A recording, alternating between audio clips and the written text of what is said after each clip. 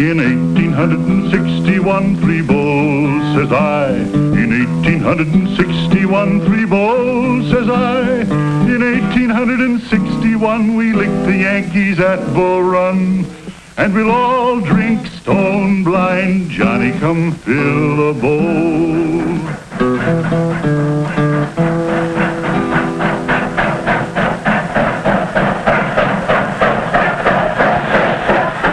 In 1863, a special train had come up from Washington, bringing a mighty important man who had a speech to make at a place called Gettysburg. Today, Gettysburg lies peaceful and quiet in the foothills of the Blue Ridge Mountains. But what happened there some time back is history.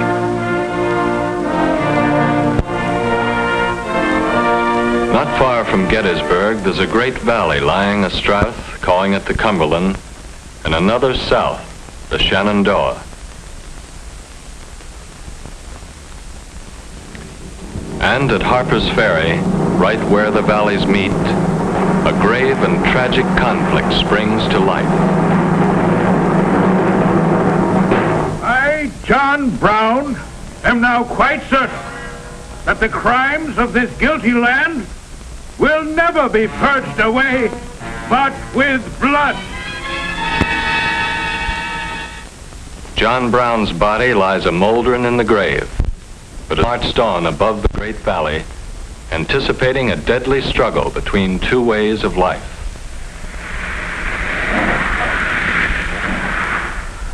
For the valley flowed north into an area both agriculturally rich and industrially productive. A land where factories were becoming part of the landscape. But in the southern part of the valley and the land beyond, a way of life depending on the hand labor of slaves. A different way of life that seemed to call for a different kind of government. This union was established on the right of state to do as it pleased on the question of slavery and every other question. A house divided against itself cannot stand. April 12th, 1861. Confederate guns fire on Fort Sumter. The war had come. South Carolina had seceded from the Union in December of 1860, and 6 other slave states had soon followed. But the state of Virginia hesitated, even after Sumter, and whether it would secede or not was of grave concern to a Virginian named Robert E. Lee. If Virginia stands by the old Union, so will I. But if she secedes, then I will follow my native state with my life.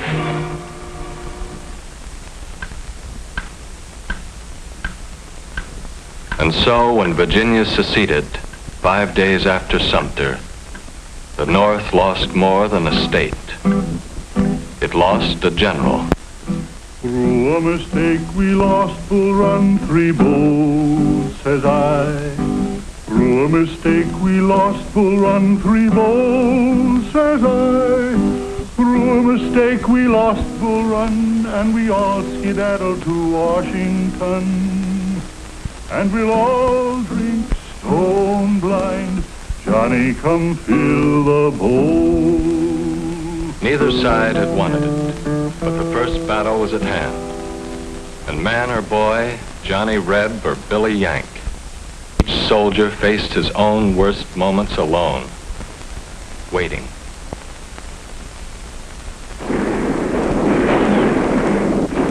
The raw northern troops hadn't meant to run that day, but run they did. It wasn't going to be a short war. Bull Run was a defeat for the North, but not a decisive one. And by the spring of '62, McClellan, now with a tough and disciplined army, the Army of the Potomac, embarked aboard a huge fleet of wooden ships to the James River for a drive on Richmond. Hard fighting brought the Union Army to within 4 miles of Richmond, the heart and symbol of the Confederacy. But with victory almost within his grasp, McClellan learned that his own capital was threatened by Confederate cavalry. They were stopped by Union forces, but McClellan, despite his superior numbers, was defeated by Lee in a series of battles known as 7 days. Richmond was still threatened, but for that matter, so was Washington. Thus, the war in the East was indecisive. But things were going differently in the West. Here, where broad rivers cut into the Confederacy, an unknown Union general had surrounded. Commander asked this unknown for terms. The reply was, "No terms except unconditional surrender." an unconditional surrender grant it was from that day on. But Ulysses S. Grant was not always to have things on his own terms. One Sunday morning in early April at his headquarters,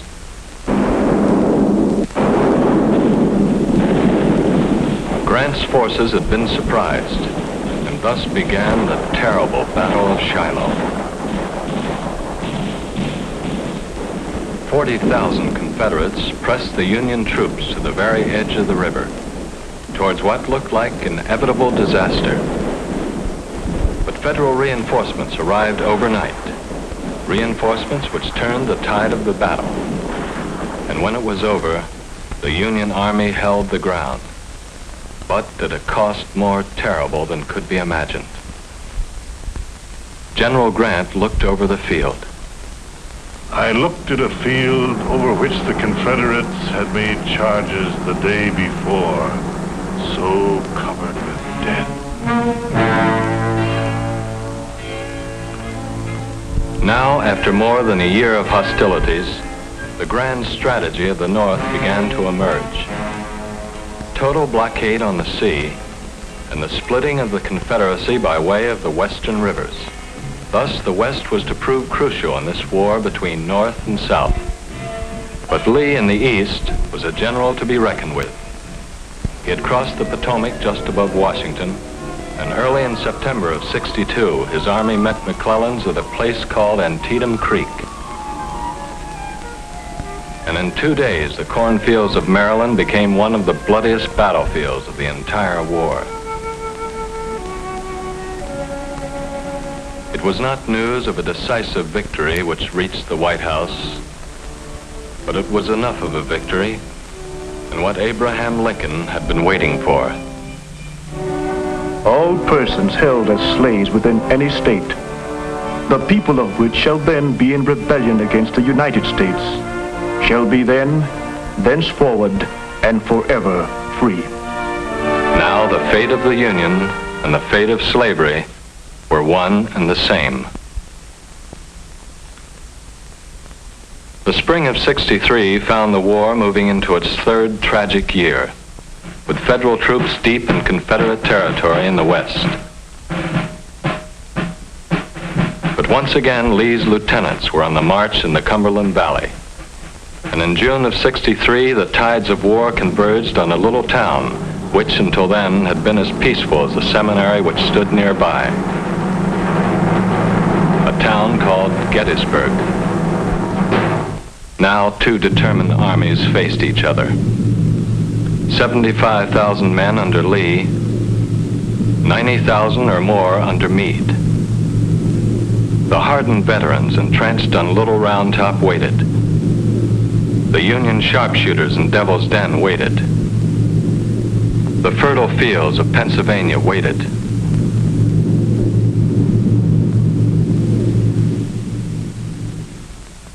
But Lee's first assault failed to dislodge the Federal troops from Cemetery Ridge. Meade's men got what sleep they could among the graves that night. The fighting had been hard. And when morning of the 3rd day came, Lee mounted his fateful attack.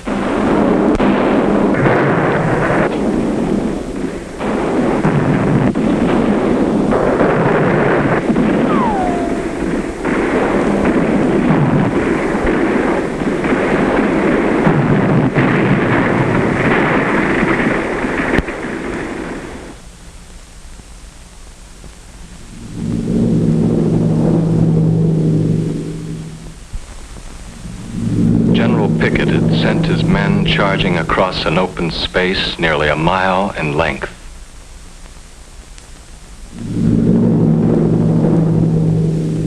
They had moved with the steadiness of a dress parade. Their defeat was one which all but sealed the fate of the Confederacy.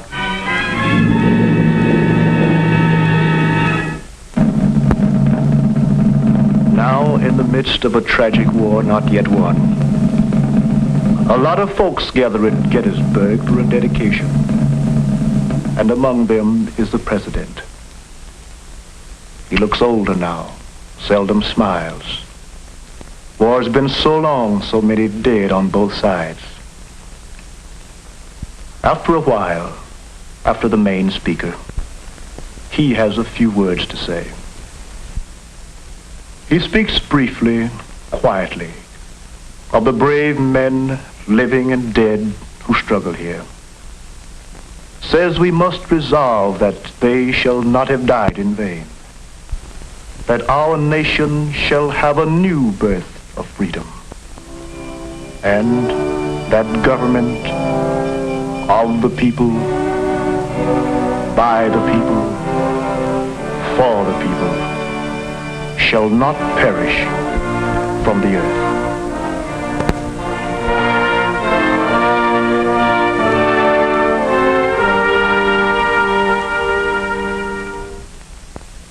But the terrible war went on, and once again the West proved crucial. Vicksburg had surrendered to Ulysses S. Grant in July of '63. Then Grant took command in Chattanooga and stormed the Confederate positions on Missionary Ridge. East Tennessee, the way into Georgia, was now in Union hands, as was the Mississippi River. The Confederacy was divided, and in Grant, Lincoln had at last found a fighting general. Now placed in supreme command of all Union forces, Grant threw the Army of the Potomac into the Wilderness Campaign. Slashed at Lee's line, was pushed back, struck again and again. The South was slowly being worn down by the better equipped and larger armies of the North, by strangling blockade on the sea. And once again, word came from the West. Federal victories there were opening the way into Georgia. And the way into Georgia was taken by William Tecumseh Sherman. Atlanta fell to Sherman in August of '64, and then began a 300-mile march to the sea. A march whose mission was to destroy the productive heartland of the South. A march whose mission was accomplished. The garden area of the Confederacy was laid waste. In 1864, the rebels had enough of the war, and we'll all drink stone blind. Johnny, come fill the bowl. The war could not go on much longer. Grant besieged Petersburg, and with Sherman's cavalry joining him, forced Lee to abandon his capital. It is April 3rd, 1865. Lee's armies are all but surrounded. 6 days later, two former graduates of West Point meet in a small house in a town called Appomattox. And Ulysses S. Grant, whose initials stand for unconditional surrender, converses at length with Robert E. Lee, who hopes for something better than unconditional surrender. My men would like to take their mounts home with them for the spring plowing. Yes, it's doubtful if they will be able to put in a crop without the horses they are now riding. With malice toward none, with charity for all, let us bind up the nation's wounds, to care for him who shall have borne the battle, and for his widow and his orphan, to do all which may achieve and cherish a just and lasting peace among ourselves and with all nations.